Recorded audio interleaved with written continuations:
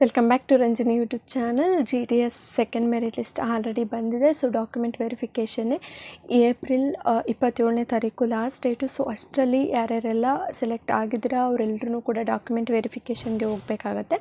ನೀವು ಡಾಕ್ಯುಮೆಂಟ್ ವೆರಿಫಿಕೇಷನ್ಗೆ ಹೋಗಬೇಕಾದ್ರೆ ನಿಮ್ಮ ಹತ್ರ ಪ್ರತಿಯೊಂದು ಡಾಕ್ಯುಮೆಂಟ್ಸು ಒಂದು ಸೆಟ್ಟು ಒರಿಜಿನಲ್ ಇರಬೇಕಾಗುತ್ತೆ, ಇನ್ನೆರಡು set self attested xerox copies ಇರಬೇಕಾಗುತ್ತೆ. ಅದನ್ನೆಲ್ಲನೂ ತೊಗೊಂಡು ನೀವು ಯಾವ ಡಿವಿಷನಲ್ಲಿ ಸೆಲೆಕ್ಟ್ ಆಗಿದ್ದೀರಾ ಅದೇ ಡಿವಿಷನಿಗೆ ಹೋಗ್ಬಿಟ್ಟು ಡಾಕ್ಯುಮೆಂಟ್ ವೆರಿಫಿಕೇಷನ್ನ ಮಾಡಿಸ್ಕೊಳ್ಬೇಕಾಗುತ್ತೆ. ಹಾಗಾದರೆ ಏನೇನೆಲ್ಲ ಡಾಕ್ಯುಮೆಂಟ್ಸ್ ಬೇಕು ಅನ್ನೋದನ್ನು ಈ ವಿಡಿಯೋದಲ್ಲಿ ನಿಮಗೆ ಕ್ಲಿಯರಾಗಿ ತಿಳಿಸ್ಕೊಡ್ತೀನಿ, ಓಕೆನಾ.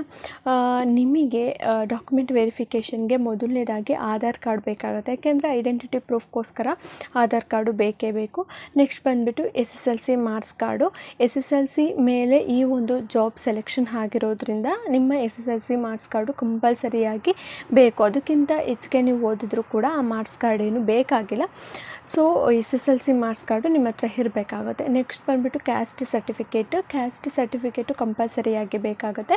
ಬಟ್ ಅವ್ರಿಗೆ ಕೆಟಗರಿನಲ್ಲಿ ಸೆಲೆಕ್ಟ್ ಆಗಿರ್ತಾರಲ್ವ ಅಂಥವ್ರಿಗೆ ಯಾವುದೇ ರೀತಿಯಾದಂತಹ ಕ್ಯಾಸ್ಟ್ ಸರ್ಟಿಫಿಕೇಟು ಕೇಳೋದಿಲ್ಲ, ಏಕೆಂದರೆ ಅದು ಅನ್ರಿಸರ್ವ್ಡ್ ಕೆಟಗರಿ. ಯಾವುದೇ ಕೆಟಗರಿ ಮೇಲೆ ನಿಮ್ಮ ಸೆಲೆಕ್ಷನ್ ಆಗಿರೋದಿಲ್ಲ, ಹಾಗಾಗಿ ಈ ಒಂದು ಕ್ಯಾಸ್ಟ್ ಸರ್ಟಿಫಿಕೇಟ್ನ ಕೇಳೋದಿಲ್ಲ. ಕ್ಯಾಸ್ಟ್ ಸರ್ಟಿಫಿಕೇಟಲ್ಲಿ ಪರ್ಟಿಕ್ಯುಲರ್ ಆಗಿ ನೀವು OBC ಮೇಲೆ ಸೆಲೆಕ್ಟ್ ಆಗಿದ್ದರೆ OBC ಸರ್ಟಿಫಿಕೇಟ್ ಬೇಕಾಗುತ್ತೆ, SC ST ಆಗಿದ್ದರೆ SC ST ಸರ್ಟಿಫಿಕೇಟ್ ಬೇಕಾಗತ್ತೆ. ಅದೆರಡು ಕಂಪಲ್ಸರಿಯಾಗಿ ಬೇಕು. ಸೆಂಟ್ರಲ್ ಗೌರ್ನಮೆಂಟಲ್ಲಿ ನೀವು OBC ಆಗಿರಬೇಕಾಗತ್ತೆ, ಸೆಂಟ್ರಲ್ ಗೌರ್ನಮೆಂಟಲ್ಲಿ ನೀವು SC ST ಆಗಿರಬೇಕಾಗತ್ತೆ. ಸೆಂಟ್ರಲ್ ಗೌರ್ನಮೆಂಟ್ ಸರ್ಟಿಫಿಕೇಟ್ಸು ಬೇಕಾಗತ್ತೆ. ನೆಕ್ಸ್ಟ್ ಬಂದುಬಿಟ್ಟು ನಿಮ್ಮ ಹತ್ರ PWD ಕೋಟಾದಲ್ಲಿ ಏನಾದರೂ ಅಪ್ಲೈ ಮಾಡಿದರೆ PWD ಸರ್ಟಿಫಿಕೇಟ್ ಬೇಕಾಗುತ್ತೆ. ಹಾಗೆಯೇ EWS ಅಲ್ಲಿ ನೀವು ರಿಸರ್ವೇಷನ್ನ ಕೇಳಿದರೆ EWS ಸರ್ಟಿಫಿಕೇಟ್ ಕೂಡ ಬೇಕಾಗತ್ತೆ. ಸೊ ಇದಿಷ್ಟು ಕೂಡ ಡಾಕ್ಯುಮೆಂಟ್ಸು. ಇದ್ರ ಜೊತೆಗೆ ಮೇಯ್ನ್ ಯಾವ ಡಾಕ್ಯುಮೆಂಟ್ ಇರಬೇಕು ಅಂದರೆ ಮೆಡಿಕಲ್ ಸರ್ಟಿಫಿಕೇಟ್ ಕಂಪಲ್ಸರಿಯಾಗಿ ಇರಬೇಕಾಗತ್ತೆ. ಸೊ ಕೆಲವೊಂದಷ್ಟು ಜನ ಕೇಳ್ತಾರೆ ಮೆಡಿಕಲ್ ಸರ್ಟಿಫಿಕೇಟ್ ಎಲ್ಲಿ ಸಿಗುತ್ತೆ ಅಂತ. ಮೆಡಿಕಲ್ ಸರ್ಟಿಫಿಕೇಟ್ ಬಂದು ನೀವು ತಾಲೂಕ್ ಲೆವೆಲ್ ಅಥವಾ ಡಿಸ್ಟ್ರಿಕ್ಟ್ ಲೆವೆಲಲ್ಲಿ ಗೌರ್ಮೆಂಟ್ ಹಾಸ್ಪಿಟಲಲ್ಲಿ ನಿಮಗೆ ಸರ್ಟಿಫಿಕೇಟ್ನ ಮಾಡಿಕೊಡ್ತಾರೆ. ಅದು ಒಂದೇ ದಿನದಲ್ಲಿ ಆಗುತ್ತೆ.